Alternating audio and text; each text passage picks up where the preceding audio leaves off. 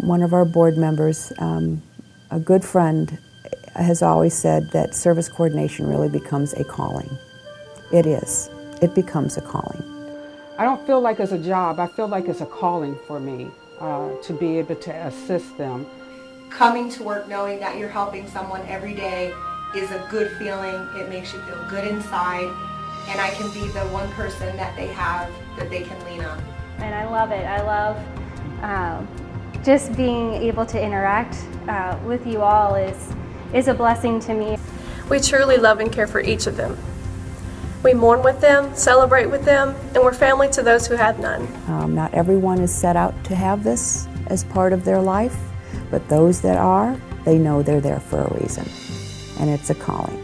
And I have to say, I feel the same way about what I do.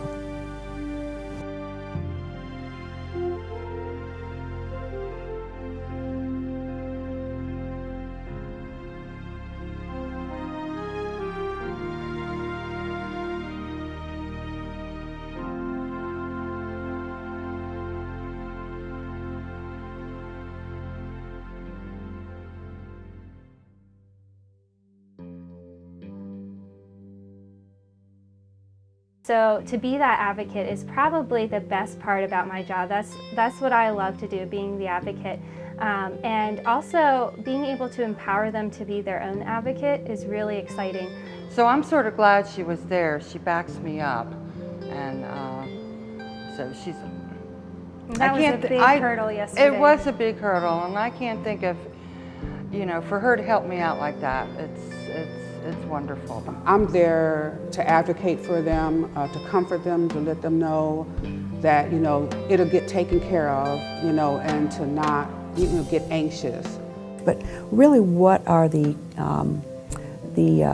cost savings, especially in light of today now with healthcare reform? We really need to show how is this position able to save costs, keeping people in a non-institutional setting. We manage 425 communities nationwide, of which about 150 are senior communities. And I can tell you that the quality of life delivered at those sites with service coordinators far exceeds those without. And it's our dream and vision that we can bring service coordinators to every senior site in our portfolio.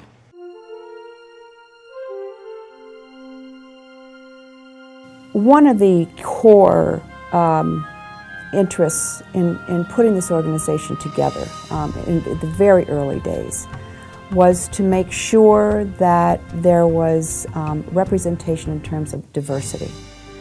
It's about people's ability of working together and being able to acknowledge and accept the differences that we all have, because that brings us more of a richness. And I honestly, truly do believe it's brought a tremendous richness to this organization. And I certainly would not want to see that change. I'd want to see it embraced and expanded on.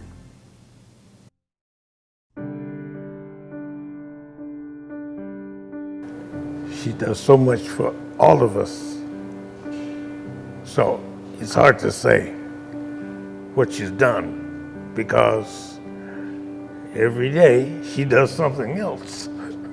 It's not so much about taking care of others as it is how to serve them. And when you serve others, you build them up. You see them as your equal. Sometimes when you think about taking care of someone, it means they're a bit broken. They're not on the same level as you, and you've got to, you've got to take care of them, as opposed to, I'm here to serve you, which I think is where service coordination, the term, comes from. But to serve others means they're your equal and you're working with them, side by side. You know, because when I first moved here, I thought I moved here to die. Gail brought these programs in, you know, and that's what brought me back to life. You know, it's to help the residents to grow, let them be useful. They say a community will be judged by how it treats its elders. Our vision is for service coordinators to be available to every senior as they age, with hopes that as I age too, there'll be somebody to help me along on my journey. The people I meet in this profession are there because they're supposed to be there. And we walk the path together. The journey is the same. And I wouldn't imagine not doing it exactly the way it's been done. It was my calling, and it's their calling.